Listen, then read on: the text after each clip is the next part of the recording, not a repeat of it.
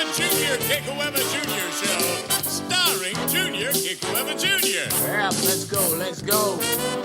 Join Junior along with the Wayne Borje Band as he makes any kind from Hawaii. You have no idea. And now, ladies and gentlemen, Junior Kekuewa Jr. How's it, Hawaiians? How you, Hawaiians? It's another podcast, Hawaiians. There you go. That's right. All right. Whoa. Hawaiians. Okay. All right. Good morning, good afternoon, good evening, wherever you are. And welcome to the podcast. I'm Junior Kekuewa Jr. And on today's podcast, we're going to talk about anxiety. Are you filled with anxiety? Really? No, seriously. Are you? Because you know what? The stats show that more and more people are like filling with anxiety. Like people are like, you know the triggers, right? People's trigger levels like are so sensitive right now. Like people are going crazy, okay? And there's a lot of reasons. There's a lot of components to this. And we're going to talk about that today on the podcast. But first, the attitude of gratitude. Okay, so we have a new state, Alabama. We'd like to welcome Alabama to our list of states. We have I can't tell you how many states, like right offhand, there's tons. But and within the state of Hawaii, okay, we want to acknowledge people like on the island of Kauai, okay, Wailua, Lihue, Koloa, that's my home island. And I just want to say, how's it to you guys? Brother Frankie, the Raposo brothers, the boys in Wailua, we want to say how's it to you guys. Thank you for listening. And the guys back home are dear to me because they have never changed. They have never changed. Like when you grow up with people, right? When you grow up with people, and then you don't see them for like 20 years. And then you see them again, and they're the same people, the same guys. You see what I'm saying? Now, when you live in a city, okay, and I'm not really hating on city people. I'm just saying the city has a way of changing those things, Like sometimes you're forced to become a chameleon. And that's part of the anxiety talk we're going to have today, okay? Because you have to change faces all the time. Okay, and then we'll explain. But first of all, thank you all you guys for tuning in. Web browsers 37.1% now. More people are listening to us at home. More people are working at home. More people are on their devices at home. And Apple Podcasts, iHeart Radio, Spotify. Thank you. So our podcast is growing, and we're very grateful for that. Now, anxiety. What are the stats for anxiety? And why is this happening? And what can we do about this? Well, I know exactly what to do about it. Okay, but first, let me give you some stats. So back in 2019, right, the National Health Interview Survey, that's what they call it, 9.5% of adults experienced mild anxiety symptoms. So this, and this was like a big number back in the day. That's 2019. Okay. It's much greater today. I'm not going to bore you with the numbers and the stats and all of that. But I will tell you that for right now, it's like up to 19.1% of U.S. adults. Okay. And 23.4% of females and 14.3% of males. Now, why is it so high in females? Why is it so high in women? Well, I can tell you one thing. The majority of my clients have always been women. The majority, okay? I don't know what it is, but ever since I was young, like ever since I don't know, high school, when I started singing to chicks on the beach, back in the day, when I was a teenager, and that actually, was like after I learned how to play the guitar, right? So that from 14 on, chicks just dig me. I don't know. They just, so I don't know. I've been attracting women like my whole life. And then I'm not, flexing, like saying like they all want to date me or anything crazy like that. Although a lot of them did. I gotta say, I gotta be honest. But here's the thing, right? Like, the majority of my clients have always been women. And I believe it's because, right, I have a business that serves the purpose of alleviating anxiety in the human being. Okay. Now here's how that went.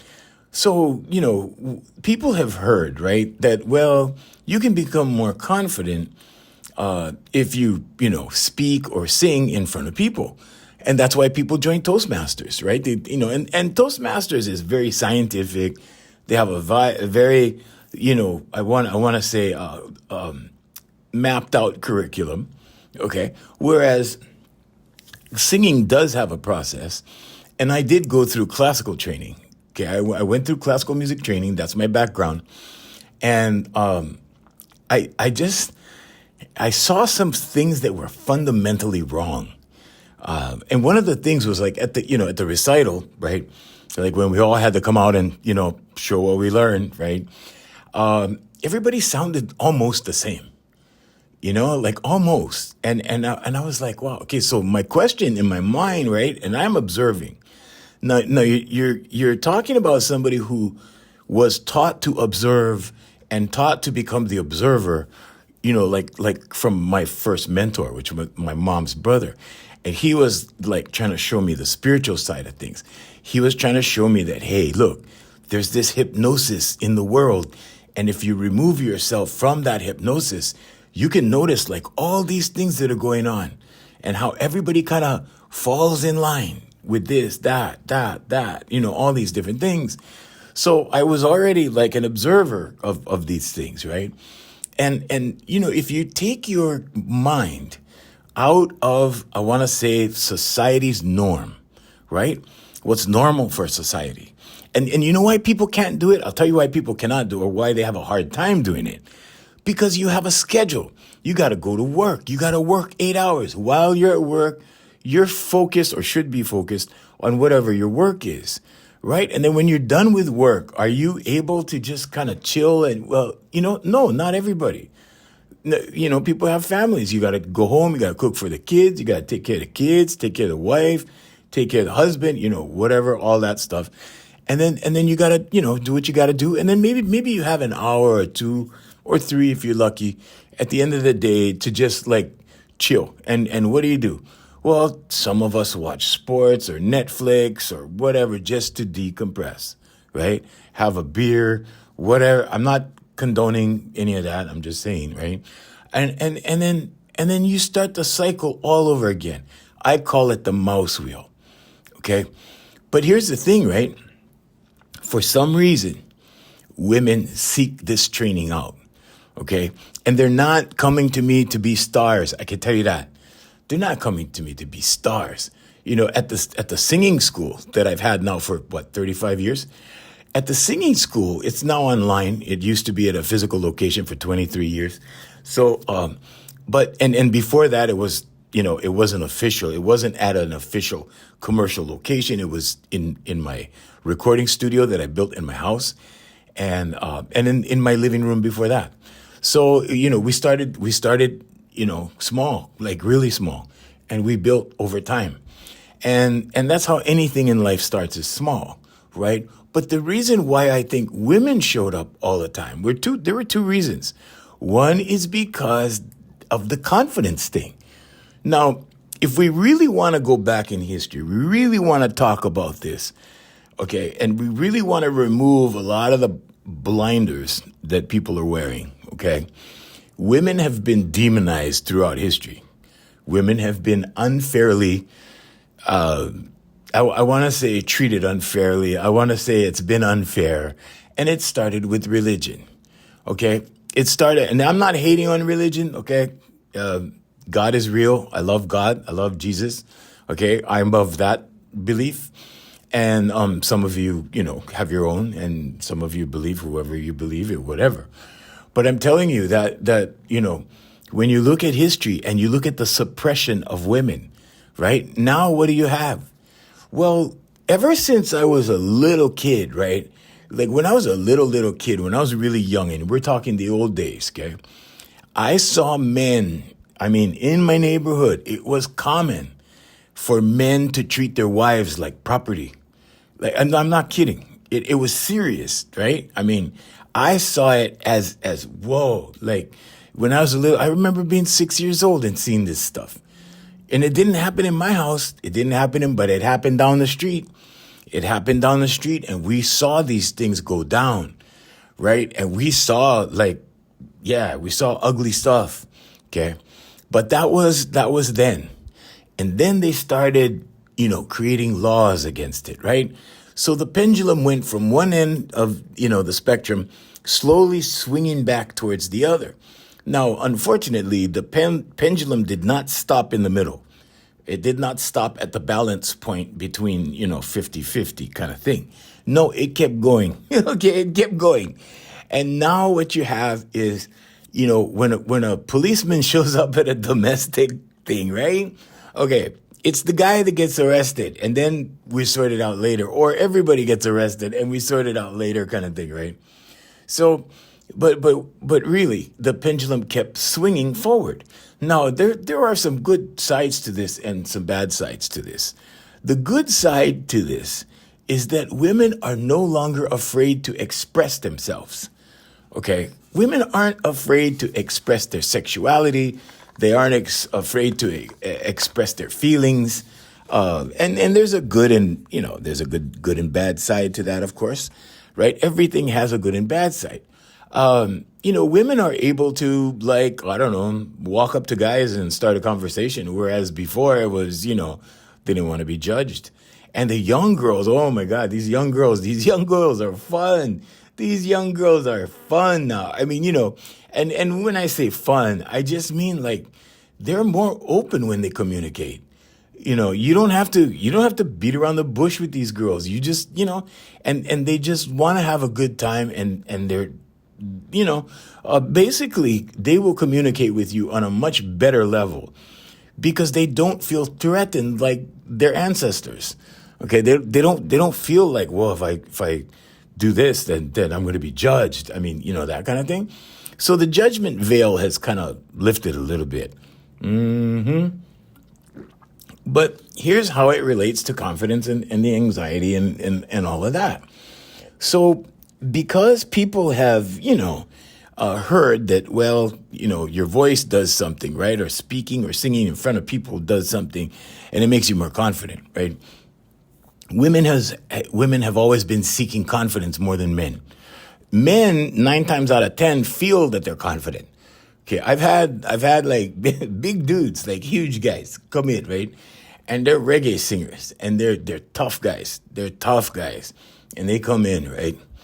And then I demonstrate inner confidence to them, and they're like, "Whoa, Uncle, I didn't know it worked like this. I didn't know I had to, do this." Wait, because it's inner confidence. It's inside. It's not outside. It has nothing to do with barbells in a gym. It doesn't have to do anything with lifting weights or how strong you are physically. It's how strong you are emotionally and how strong you are mentally. Okay? It's a mental game. Okay, so what kind of mental game am I talking about? Well, you know what? It's more relaxation than anything. It's more zen than it is, I want to say, if you look at it that way, it's more zen than it is extreme focus. Okay, but it does take a little bit of focus to get there. So everything is a combination, right? But then women have just had this idea, because it's been out there in general, right? If you speak in front of people, sing in front of people, whatever. And they come, and because they want their daughters to be confident, they bring their daughters. Okay, so as a result, my school of 35 years has always been filled with women, okay? Or young women, right? Or children, female children, okay? But always, it has always been like that. Now, there are other companies that I have that have different demographics. But the life coaching and so here for you life coaching, right? Majority, women. Okay. We've had our share of men. But I'm saying the majority. Okay. So maybe the women outnumber the men, I don't know. Maybe 4 or 5 to 1, something like that. I'm not sure. I don't have the numbers in front of me. But it's like that. Okay. Now, when because women know, and because they've experienced this kind of judgment in society, that society has placed upon them. That's why they bring their daughters, because they want their little girls confident. And I can tell you that there has been so many transformations. I could think of one girl right now who's still with me, who's been with me since she was 13. She's going away to college pretty soon. And when I first met her, she was what I would describe as being timid. She was very shy, very shy. She's still a little shy. Okay, it's not like she's it's not like she's a different kind of person. Although she is a different person, but she's not. She's still a little reserved. She's still a little quiet, but she can come out of herself now. She can come out into the world now. She can sing now. She has a voice now. She has found her voice, and this is what women are looking for. They're looking to find their voice, and when you find your voice, you find yourself. Okay, that being said, okay, most men are in denial.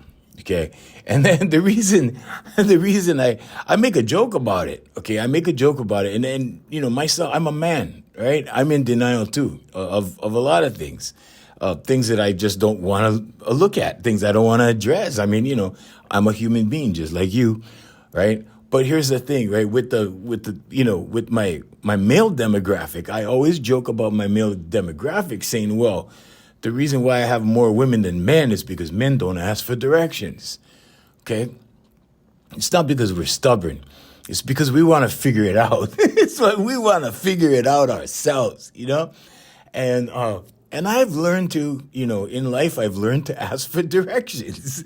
It saves time. It really saves time, right? Especially when you're like driving around, right? You're driving around and your chick is going, when are we going to get there? And you're still figuring it out because you're lost, and you just hold on, just be patient, right? You're driving, right? You're trying to figure it out. But here's the thing, right?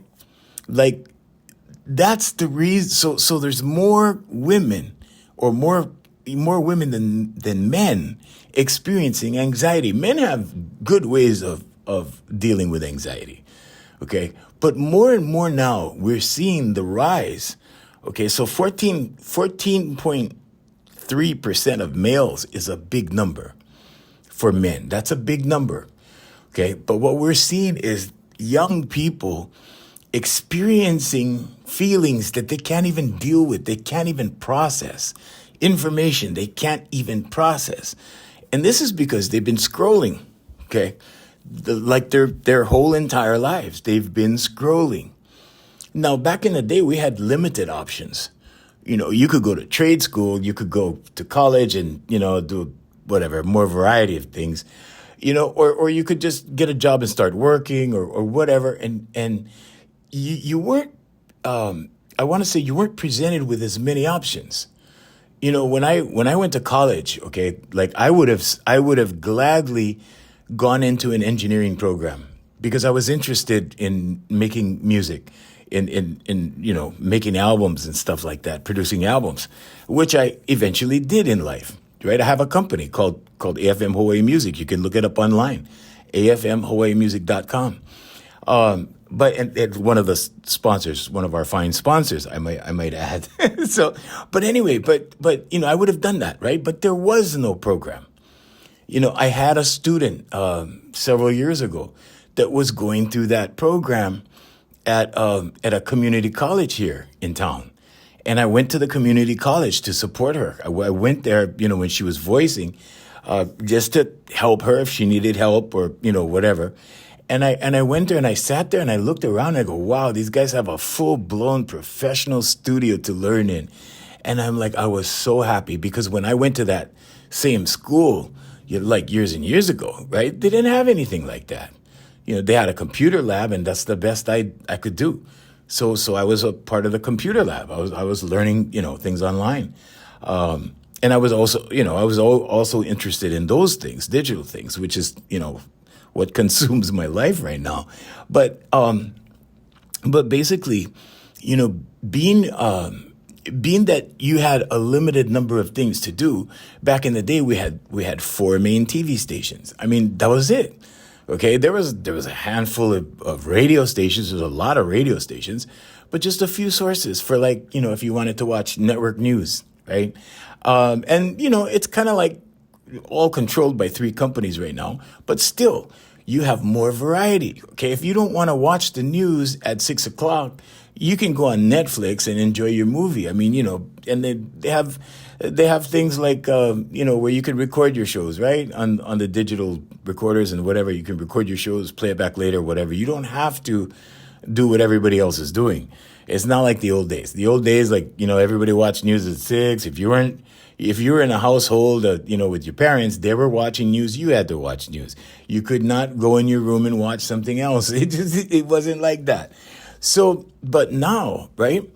These kids are presented with so many ideas for so many things, and you got to be this way, you got to be that way, you got to do this, you got to do that. So what happens? Well, they can't figure out who they are a lot of times, or what they should be. More so, I feel from my life coaching, right? They feel they should be like this, or they feel they should be like that. What has made them feel that way? Social media, things online, things in school, the way things are handled, which is really affected by social media. Now, I'm not trying to make social media the bad guy. So there's a lot of good things on social media. But as a human species, what are we attracted to? Are we attracted to, like, oh, everything's so nice and, like, look, everything's good? No, we want to see the accidents. We want to see the plane crashes. We want to see the explosions. We want to see all that stuff. And so what do we gravitate to?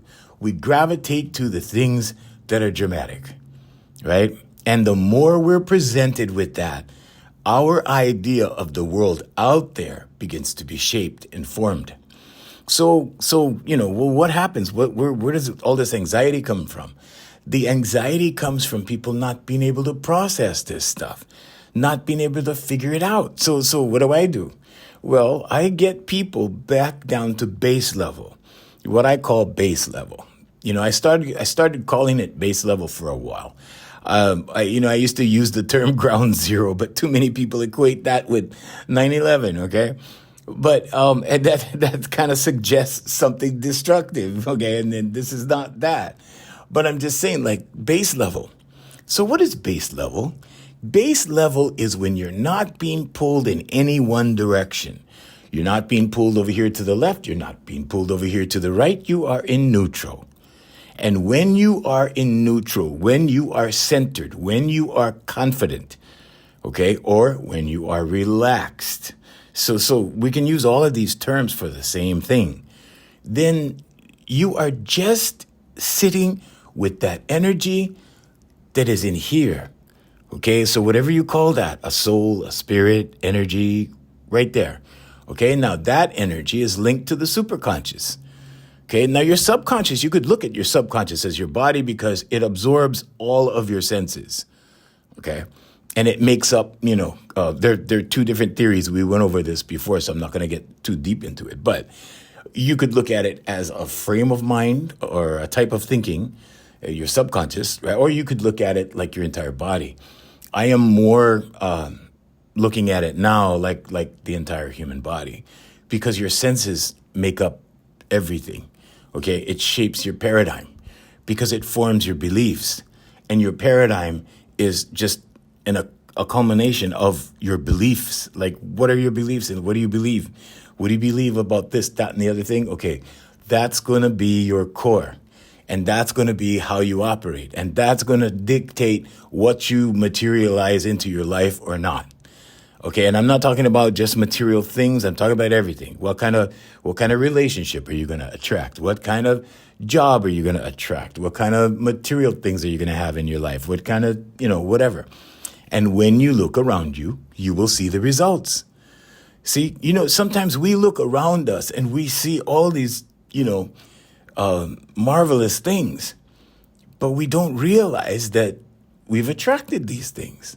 This is what our thinking has produced. This is what our desires have gotten us, right? So if you're sitting in a home right now, I know these older guys that I meet on Facebook, and they're well-to-do, They have money, they have properties, they have rental properties, they have, all this stuff, right? And some of them only look at it like, oh, well, this was the result of my hard work. Your work is only part of it. Yes, you need to do the effort. Yes, nobody gets handed anything in life, right? But it's the way you think that determines what you get. Okay, now thinking is becoming less and less a thing. Because, seriously, thinking is becoming less and less a thing because we have machines that think for us.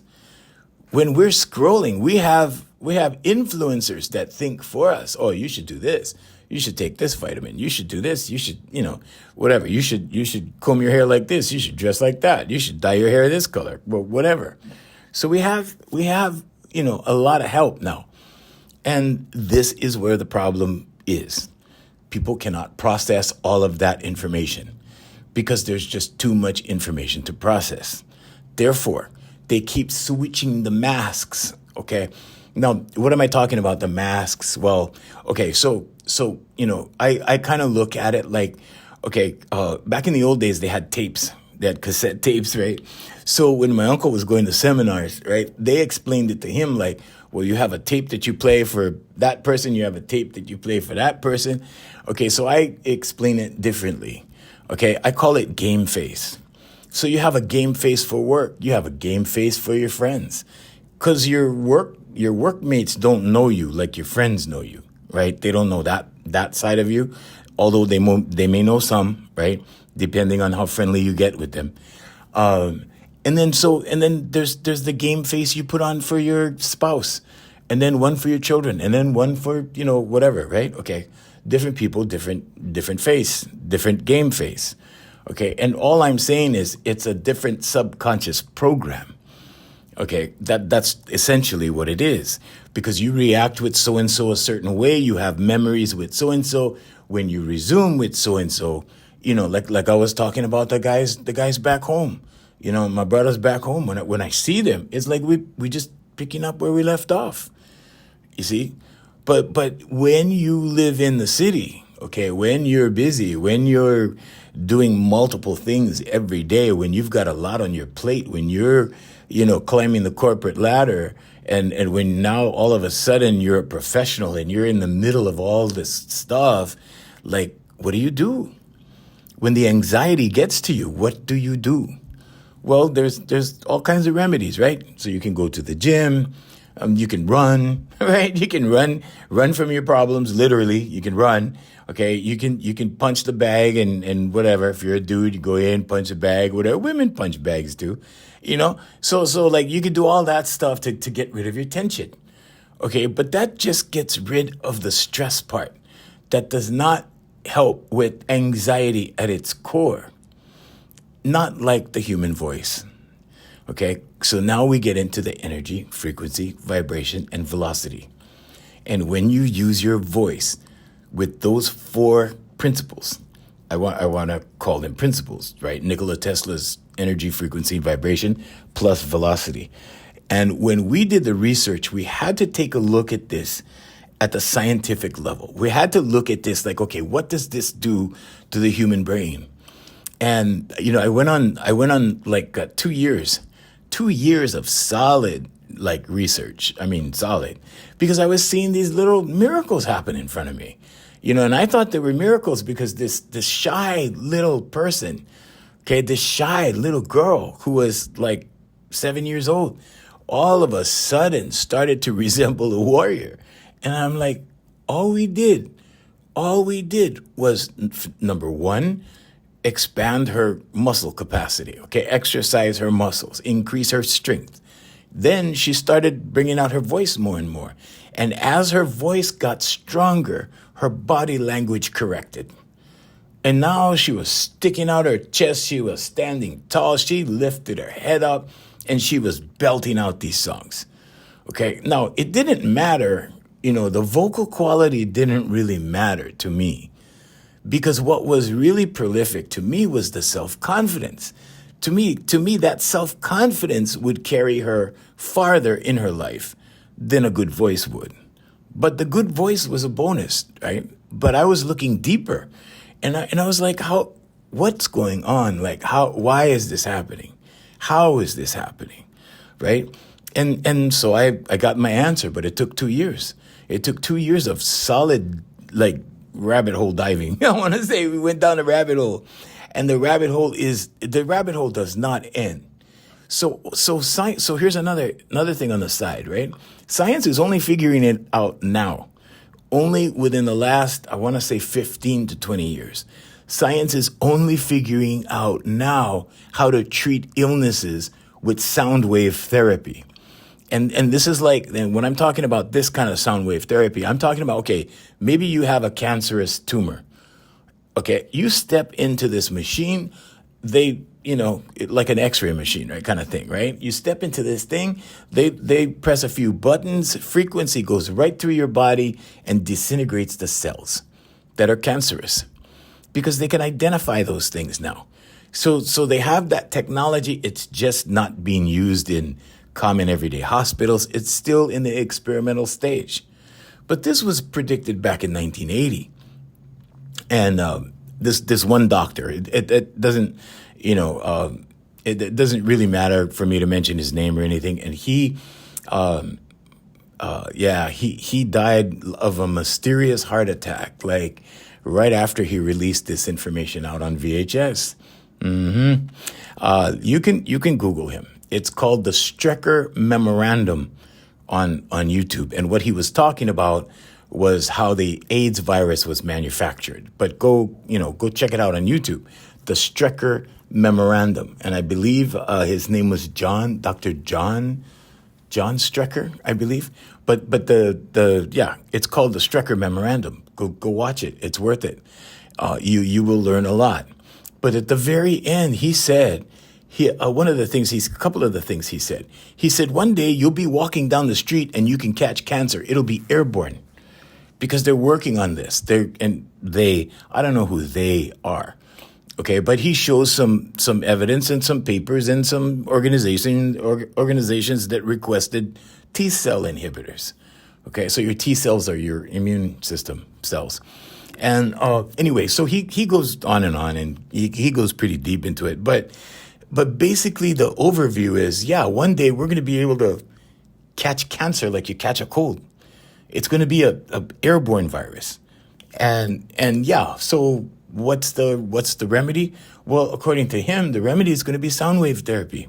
And he said this in 1980, and only now they're actually doing it. They've actually been doing it, I think, for almost 20 years, but they're still doing deep research. So we actually found white papers. Now, white papers are medical research papers. Okay, now we're not making medical claims. I got to say this, right? But I'm writing a book at the moment citing these white papers, because these white papers, and it probably won't be a long book, because I don't want people to be bored with the book. I want it to be factual. I want it to be almost like a factual PDF kind of thing, more than a book. But it's going to be more in book form.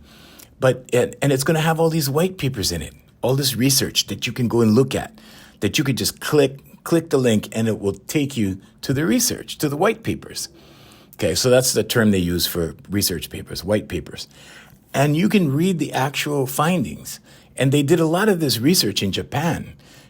I want to say Japan is the forerunner right now in this technology, or in this area of study, where they have actually tested the human voice in many different ways and got many positive results. So it turns out, right, if you really want to look at if anxiety is, let's call it a dis-ease. If it's a disease, then your voice is a cure. Okay? It's a cure. It's an alternative cure, right? And through history, right, people like that present alternative cures, they go missing after a while, okay? So if I'm missing after this podcast, you know why. But anyway, no, I'm kidding. But that's what it is. It's a remedy. Your voice is a remedy. So yeah, you can go take pills. Go take pills. You can see the doctor over and over. But the people that have had this training, the training that I give them with their voice, right? The people that have had this have been grounded and have never gone back to their original state, the state that they were in when they came. People, they were frazzled, they were frustrated, they didn't know what to do, right? Filled with anxiety. When they leave, they're calm, they're happy, they're relaxed, and unless something really, really, really traumatic happens, they will never go back. It will never go back to the way it was. It will never go back there. Because once you get to what I call base level, okay, I call that base level, where nothing is pulling you in any direction, you just be. You just are. You're just there. It's just you, right? Now, life, it resets the playing field for your life. Life is different now, okay? Because now, if like so-and-so doesn't like who you are or how you are or whatever, you don't care anymore. So there's no need for a game face. So therefore what? Well, therefore, like everybody gets the same version of you. It whittles down to one version of you. Because putting up 16 versions of you or 8 versions of you or 5 versions of you or 3 versions of you gets very, very exhausting. It burns you out. And then you wonder why. Why am I burnt out? Because I got to put up this act over here, that act over here, that act over here. And oh yeah, I'm not an actress. I'm not an actor. But I got to do all this. I got to do all this acting. Why? Because it's not you. Because you're operating above and beyond base level. That's why. And then, oh yeah, there's multiple. There's not just one, right? There's 2, 3, there's 4, there's 5, whatever. Okay. And some of your friends know you better than others. So some of your friends you allow, like the guys I used to work with, I never allowed them to know me. I never hung out with them. I tried at one point. And I saw what they did with the people they hung out with, and I'm like, okay, that's not for me. I don't want any part of that. And so I just decided, not to be antisocial, but I had better things to do. So I applied my time to building my companies. I applied my time to learning music. I applied my time to my guitar. I applied my time to whatever it is that I was doing. And I focused on me. And that's my recommendation for you. Focus on you. Okay? Because if you don't have, let's say a full 100% you, then you don't have 100% to give somebody else. And that could be a relationship, that could be a child, that could be a grandchild, that could be, whatever. If you're mentoring someone you're teaching, one of your clients, whatever it is, you have to come from 100%. If you don't have 100%, okay, then you don't have 100% to give. Okay, and then you're operating on, like they say, if you're operating on fumes, right? When there's hardly any gas in the tank, right?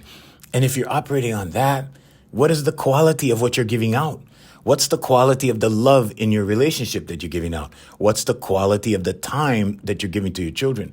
What's the quality of your work when you're at work? And it all goes down. The quality of it all goes down. Okay, and in order to, build it up, you got to fill you up. Okay, now there's a new buzzword going around, right? Self-love. Oh, we got to do self-love. Oh, you got to love yourself. A lot of people have, different ideas about what that is. Mm-hmm. Some people think it's, well, I'll go to the spa and, I'll go relax. I'll go do a spa day like once a week. And that's my self-love. Well, that's part of it. That'll get you relaxed a little bit. Not half as much as through your voice, but that'll get you relaxed. So in my life coaching, right, I use 2 of the same exercises that I use in my voice school. And now my voice school works in conjunction with the life coaching company. We haven't done that until this year. We only started that this year. Okay, because we were running these 2 companies as separate entities for a long time, since 2010.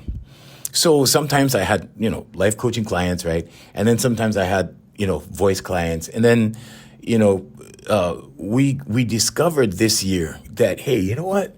Let's use the voice company on this side Voice Master Vocal Development. Let's use that company to bring these people down in their heads, to get them to base level first, and then change their subconscious thinking, their subconscious programming, and then move them over to the life coaching. And that's what we do now. So people that come in with, so it works like this. You come into Voice Master Vocal Development, and then you experience base level. Okay, now some people get there faster than others because some people have less stress than others, less anxiety than others. But what does it do really? Well, what gets you to base level, right? So we can call that base level. We can also call that confidence. We can also call that your, extreme confidence levels. Okay, we can also call that your extreme relaxation level. Okay, but if we call that all of those things, now what do? Now you're relaxed. Now you're confident. Now you can take on the world. What are you going to apply it to? Okay, the answer is Here For You life coaching. Because in the on the life coaching side, I don't do what I do on the voice company side, because that's only the vocalization pillar. So there's 4 manifestation pillars. Okay, there's meditation, affirmations, meditation, visualization, and vocalization. But when people want to just be a good singer, which very rarely do I get those, I get those people that, they want to sing better. But when I start talking to them, right, it slowly comes out. Because somebody's not going to generally approach you and go, I'm looking to become more confident. It's not the Wizard of Oz. You know what I'm saying? They're not the lion. They're not going to admit it. But you have to talk story a little bit. You have to talk about it a little bit. And then it starts coming out. I would like to be a little bit more confident. So I've specialized in introverts. So introverts love me. Introverts love what I do because it allows them to switch. Because being introverted is cool. And there's a certain part of me that's very introverted, and that's why my private life is very private. And my public life is splattered all over the world on the web. Okay? Because I understand. I get it. I've been there. Right? I understand. I also understand what it is to be a prisoner in your body. Okay? I understand that part as well. And that used to be me when I was young. Okay, when I was young, children are to be seen and not heard, right? So there we were seen, but we couldn't express ourselves. It was against the law. It was against family principle. It was against when you went to auntie's house, it was against their principles. No matter where you went, we had that one cool auntie. We had those 1 or 2 cool aunties or uncles that we could hang with, right? And they would let us talk story, right? But not in our immediate households. Things worked very differently in the old days. Thank God we're rid of most of that thinking. Okay, the world is evolving. Humans are evolving. Society is evolving, and so now we have new challenges. Okay, and the new challenges. See, before we had suppression without stimulus. Think about it. Okay. The stimulus that we have now, okay, all that stimuli, okay, the violence, the explosions, all of that, that's what's driving the anxiety. And the fact that if someone is suppressed, plus you're amping them up on the inside and they can't express it, it has nowhere to go. It's going to act out in illness. I don't care what you say. Human beings work that way. Okay? So you can ignore your child like that, or you could push them off to the therapist's office or whatever. Okay, but I'll tell you that what you really want to do is you want to provide an outlet, and sports is an outlet. Okay, sports is definitely an outlet. It's a great outlet. I'm all for when people tell me, oh well, my daughter's in volleyball and my son's in football, and I'm like, oh great, perfect. Because they need to get out the energy, okay? But there are more kids that are not involved in these things that are really, really brilliant people. They're very smart. They're really, really smart, okay? And some of the top professionals, some of the top CEOs, You know what the number one thing for CEOs is? You know what the number one problem with CEOs? Loneliness. Yep. Because they have to bear the brunt of the decisions. They have to make decisions that affect people's lives. They have to, just their whole way of life. Loneliness is the number one thing. Okay? How do you get rid of loneliness? Well, you take away the anxiety. Pretty soon there's no loneliness. Yep. See, when you're at base level, you are not lonely. Okay, so here's another component I'm going to add to that. God is real. Okay, God is your partner. Okay, now whatever you call God, higher self, God, source, Jesus Christ, whatever you call that, okay, in the positive, okay, I'm not talking about God is real and Satan is the God of this world. I'm not talking about that, okay? So if you're Christian and you heard that and you kind of had a Scooby-Doo moment and you went, okay, never mind. That's not what I'm talking about.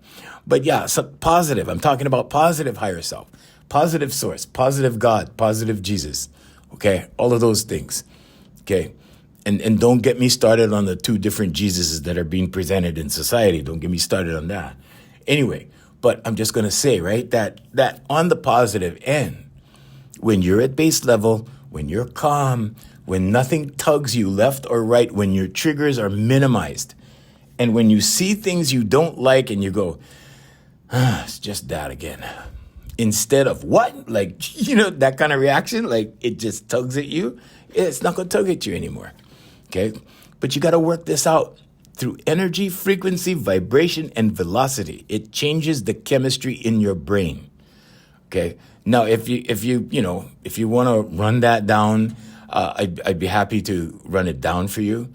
Actually, if we're talking about the science behind it, I could briefly run through stuff like that for you. Okay, we're talking about neurotransmitters. Okay, so the neurotransmitters, right, are things like the production of endorphins, oxytocin, lowering cortisol levels, stuff like that. So cortisol levels is your fight or flight response, that kind of thing. It kind of lowers that. Okay, serotonin, it affects your serotonin levels, your dopamine levels. It goes on and on. Epinephrine levels, your GABA levels. So this thing goes a lot deeper than singing a song. This is not about singing a song the way we do it. It's more about pushing strong tones. Okay, it's more about healing. Although we don't use healing in the medical sense, we use healing in the spiritual sense, and we have to do that so we don't get sued for making medical claims, because we're not making medical. We're not saying leave the medication and do this, but I can tell you this much I can tell you from experience. There's been several, and I don't mean like two or three. I mean a lot of people have gotten to base level and have not needed medication anymore. But they tell me this. I got that one text one time. This lady goes, I am so happy. Like, my daughter just got off her antidepressant meds. Thank you so much. And I'm like, whoa, like that hit me like in such a way that I was almost brought to tears, because her daughter is so talented. This girl is so very talented. And it was just environmental. It was just hanging out with the wrong crowd that they got kind of tracked off to the left over here, right? And then had a bad experience with ecstasy, stuff like that. That kind of thing, right? A drug-related thing. And it's what we did when we were kids. We experimented. Right? We experimented with, back in the day, we experimented with cigarettes and whatever and weed and whatever. But now, okay, there's bigger demons out there. Okay, there's fentanyl out there. There's things out there that can seriously hurt someone the very first time. You don't have to overdo it. You just have to do it, and you can get hurt. And things like this are happening. Okay?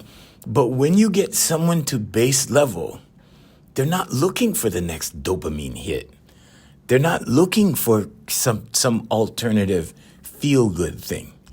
because now the anxiety is gone, or the anxiety is at bare minimum. Or let's say it another way, the anxiety is controllable. The triggers don't happen, right? So now they don't need to look, they don't need to seek, because they're happy. And when you're happy, when you're not in a constant state of desire, okay, looking for the feel good button to push, okay, because this is what they've done, experiments in mice where they show this, okay. And they're even coming out with supplements. They go, hey, you take this supplement, it'll reduce this, and whatever. But the supplements are not even necessary if you get to base level. And most people, right, because life happens. Most people are not at base level. The majority of human beings are not at base level. Okay, even the most successful ones. In fact, some of the most successful ones are the ones with the biggest anxiety, the heaviest anxiety, the most responsibility, the biggest responsibility. The people that head things, the people that run things, the people that make the decisions that run things, those things. And that's the value of this training. That's the value of what we do. And so, the question again, like, are you filled with anxiety? So just know that the human voice is, that's one component. That's the vocalization. It will get you down to base level. Then what we do like I was mentioning, right, how we work the two companies together now, we get them down to base level with vocalization, because it's extremely important to get someone balanced first. There's no sense in going, okay, well, we can work on the vocalization, the visualization, the meditation, the affirmations. We can work on all of that. And slowly you'll get down to base level while you do your affirmations and meditation and everything. But if somebody's not down at base level, guess what? Their meditation isn't as good. Their affirmations don't work as good, because the subconscious is still cluttered, because the subconscious is still jumpy, okay? Because their head is still all over the place. Right? And it's because of all these extenuating circumstances in our society. It's network news, it's social media, it's, fear. Like, it's the economy. Oh, it's going to crash tomorrow. Like everything, right? It's like all this weight that they keep piling onto society. And you know why they do this? And when I say they, I just mean the people who pull the strings, the people who control things. At a very high level, not at the community level. Well, although there are some of those too, but I'm just saying the reason they do this is because they know that if they can keep you in fear, they can keep you from your life path. And if they can keep you from your life path, they can control you. And if they can control you, they can maintain power. It's that simple. Okay? And we're not pointing the finger at any one person or organization or entity, but I'm just saying that these things are out there for that reason. Okay, because if you can keep a human being in fear, if you can keep a human being filled with anxiety, it lowers their self-esteem, it lowers their self-worth, it lowers their self-confidence, and then forget about self-love. That's already out the window. And then what do you have? You have a human being you can control. Now you have someone you can feed through the system, right? And now you have complete control over that individual. Like, oh, well, you better, you better go over here and get treated for this over here. Then you go over there, you get treated for that over there. Then you go over here. It's a cycle, and you get put through the maze like a rat. You go through the maze, right? And sometimes that's a little confusing. Sometimes it's a lot confusing. Okay, and sometimes people do not know, like, okay, how do I get out?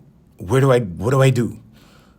So they try tapping, there's so many things that they try. There's so many things out there.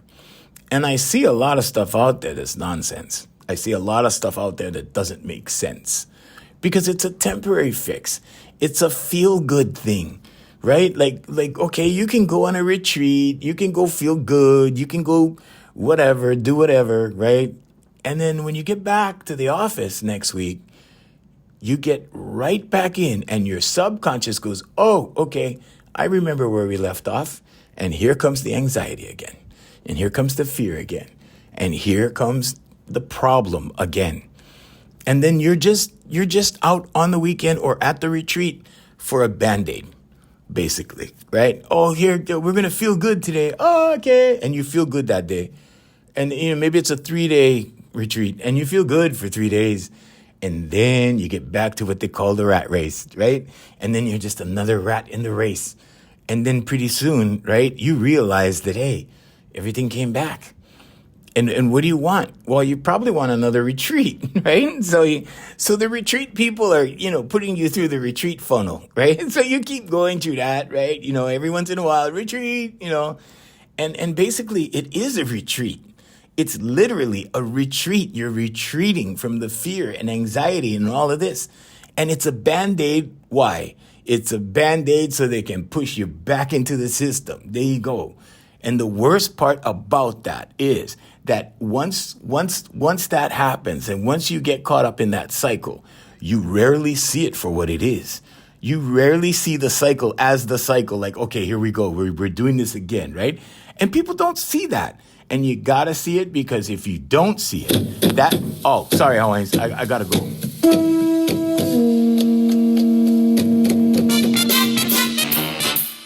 Okay, hey, we want to say mahalo, because, you got to see it, Hawaiians. You got to see it, okay? Become the observer, pull yourself out, and look back in the box and go, oh, yeah, that's what that's about. All right. Hey, we want to say mahalo to Brother Randy and Sister Jerry over there at Island Club and Spa in Kaka'ako. Also, Voice Master Family of Service Companies and AFM Hawaii Music, featuring the music of Darren Chinen. Hire Darren for your next party. Check him out at the website. It's Hawaii Music. AFMHawaiiMusic.com. Sorry about that. They're kind of doing this in real time over here. All right, so there is no editing on this show. Till next time, I'm Genius in Mahalo and aloha.